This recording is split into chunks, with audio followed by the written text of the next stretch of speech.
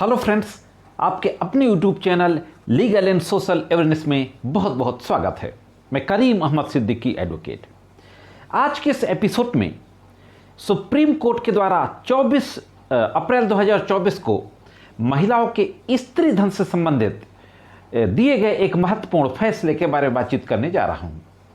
आज के इस वीडियो में जानेंगे कि स्त्री धन क्या होता है, वो कौन सी चीज़ें होती हैं जो किसी महिला के स्त्री धन के रूप में मानी जाती हैं, और शादी के बाद शादीशुदा महिला का जो स्त्री धन होता है, क्या उसके स्त्री धन में उसके पति का भी कानूनन कोई अधिकार होता है।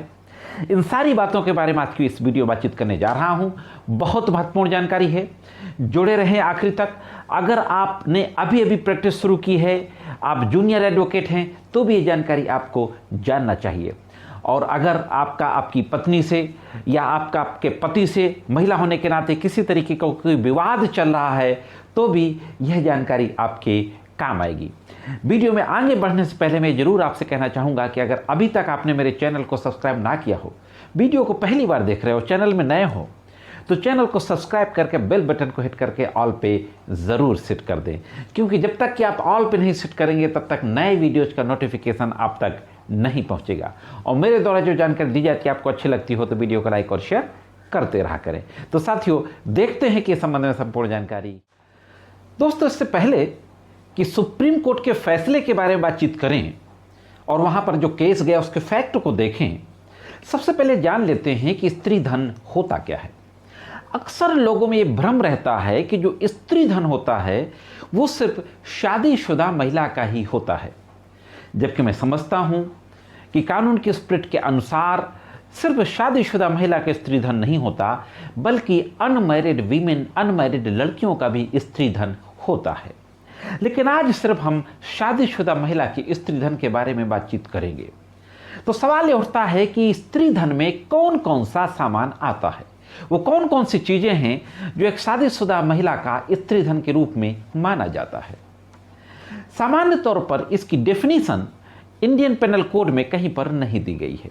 डाउरी प्रोहिबिशन एक्ट में भी बहुत स्पेसिफिक रूप से नहीं कहा गया है, लेकिन जो कई लॉ आए, कई जजमेंट्स आए, उसके अनुसार ये कहा जा सकता है कि वो सारा उपहार, वो सारा सामान जो किसी भी पक्ष के द्वारा, चाहे लड़के वालों के द्वारा या लड़की के मायके वालों के द्वारा या यार दोस्तों रिश्तेदारों के द्वारा, शादी के पहले, शादी के समय, विदाई के समय या उसके बाद किसी महिला को दिया जाता है, वह सारा सामान स्त्री धन कहलाता है। हाँ दोस्तों, स्त्री धन कहलाता है। अब इसके बाद देख लेते हैं कि जो सुप्रीम कोर्ट मामला गया उसमें क्या मामला था, और फाइनली इस संबंध में सुप्रीम कोर्ट के द्वारा कौन सा महत्वपूर्ण आदेश पारित किया गया। साथियों, एक मामला जैसा कि नॉर्मल हस्बैंड वाइफ के बीच में डिस्प्यूट हो जाता है, तो इस मामले में भी डिस्प्यूट हो गया। और डिस्प्यूट होने के बाद ध्यान रहे, आपको मैंने कई बार बताया कई वीडियोज में कि स्त्री धन की वापसी के लिए या स्त्री धन का मिसयूज अगर ससुराल वालों के द्वारा किया जा रहा है, तो महिला के द्वारा इंडियन पेनल कोड की धारा 406 के तहत क्रिमिनल मुकदमा दर्ज कराया जा सकता है। क्रिमिनल ब्रीच ऑफ ट्रस्ट, जिसको अमानत में खयानत कहते हैं, 406 का मुकदमा दर्ज कराया जा सकता है। नॉन बेलेबल अपराध होता है और 3 साल तक की इसमें सजा हो सकती है। लेकिन जो केस सुप्रीम कोर्ट गया, इस मामले में कोई क्रिमिनल ब्रीच ऑफ ट्रस्ट का आपराधिक मुकदमा दर्ज नहीं कराया गया, बल्कि फैमिली कोर्ट में एक केस किया गया और अपने स्त्री धन की मांग की गई। यह कहा गया कि शादी के समय मुझे 89 स्वर्ण मुद्राएं उपहार के रूप में मेरे मायके वालों के द्वारा दी गई थी। साथ ही साथ यह कहा गया कि शादी के बाद मेरे पति को 2 लाख रुपए भी दिए गए थे। और यह भी कहा गया कि जब मैं विदा होकर के गई तो पहले ही रात को मेरे पति ने मेरे सारे आभूषण उतरवा लिए। यह कहकर उतरवा लिए कि माँ के पास रखना है, जो सुरक्षित रहेंगे, और माँ ने कहा कि उनको लॉकर में रखना है, तो सारे आभूषण उतरा के रख लिए। इसके बाद विवाद जब हो गया तो महिला ने कहा कि मेरे जो आभूषण उतरा करके शादी की रात को रखे गए थे, इनका पहले से लिया हुआ कोई कर्ज था, कोई देनदारियां थीं, उसको चुकाने में मेरे सारे आभूषणों का दुरुपयोग किया, गिरवी रख दिया, ये बेच दिया, दुरुपयोग किया। और जहां पर दुरुपयोग हो जाता है तो क्रिमिनल ब्रीच ऑफ ट्रस्ट आ जाता है। तो इस तरीके से जब विवाद हो गया तो ये बातें कहते हुए महिला के द्वारा फैमिली कोर्ट में केस किया गया।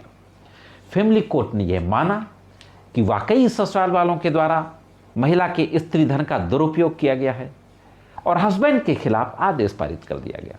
फैमिली कोर्ट के इस आदेश के खिलाफ हाई कोर्ट में हस्बैंड के द्वारा चैलेंज किया गया उसको। हाई कोर्ट ने फैमिली कोर्ट के आदेश को पलट दिया। अब हाई कोर्ट के इस आदेश के खिलाफ सुप्रीम कोर्ट में याचिका दाखिल की गई। तो अब देखते हैं कि सुप्रीम कोर्ट के द्वारा क्या कहा गया और फाइनली क्या आदेश पारित किया गया। दोस्तों, फैमिली कोर्ट के 2 जजों की बेंच ने बहुत डिटेल में विस्तार पूर्वक इस मामले को देखा और सुप्रीम कोर्ट के एक पुराने जजमेंट का हवाला दिया। रश्मि कुमार बनाम महेश कुमार भादा, 1997 का केस है, एससीसी में पब्लिश हुआ था, डिटेल आपकी स्क्रीन पे है। और यह मामला जो सुप्रीम कोर्ट गया था, जिस मामले में अभी 24 अप्रैल को आदेश दिया गया, यह मामला था माया गोपीनाथ वर्सेज अनूप एसबी। उसकी डिटेल भी आपकी स्क्रीन पर है। सुप्रीम कोर्ट के द्वारा बहुत डिटेल में डिस्कस किया गया। इस बात पे भी डिस्कस किया गया कि इसको हाई कोर्ट ने इस नज़रिए से देखा जैसे कोई क्रिमिनल केस चल रहा हो, जबकि एक क्रिमिनल मामला नहीं था।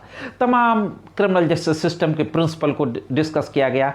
फाइनली हम सवाल पर आते हैं कि 2 सवाल जो सुप्रीम कोर्ट के समक्ष थे कि क्या स्त्री धन में अकेले महिला का अधिकार होता है, दूसरा सवाल कि क्या शादी के बाद महिला का जो स्त्री धन होता है उसमें उसके पति का भी संयुक्त अधिकार होता है।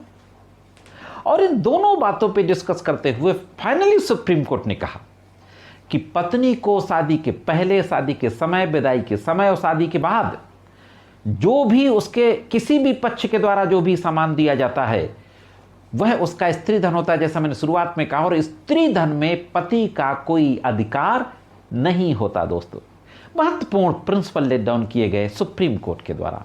एक बात जरूर कही गई राहत देने के लिए पति को कि अगर पति किसी मुसीबत में है तो उस स्त्री धन का इस्तेमाल कर सकते हैं, बशर्ते कि बाद में उसको अपनी पत्नी को वापस करना होगा। तो इस तरीके से बात यहां पे क्लियर हो गई, सेटल लॉ आ गया कि पति का पत्नी के स्त्री धन पे किसी तरीके का कोई अधिकार नहीं होता है। और इस मामले में जिसमें कहा गया था कि 89 स्वर्ण मुद्राएं दी गई, गोल्ड कॉइन्स दिए गए, सुप्रीम कोर्ट ने कहा कि 2009 में इन 89 स्वर्ण मुद्राओं की कीमत लगभग 9 लाख के आसपास थी, 8,90,000।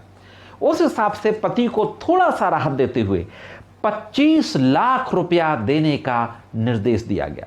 विद इन 6 मंथ, 6 महीने के अंदर पत्नी को 25 लाख रुपया जो उसका स्त्री धन के रूप में था उसको अदा करे, ऐसा फैसला सुप्रीम कोर्ट के द्वारा सुनाया गया 24 अप्रैल 2024 को।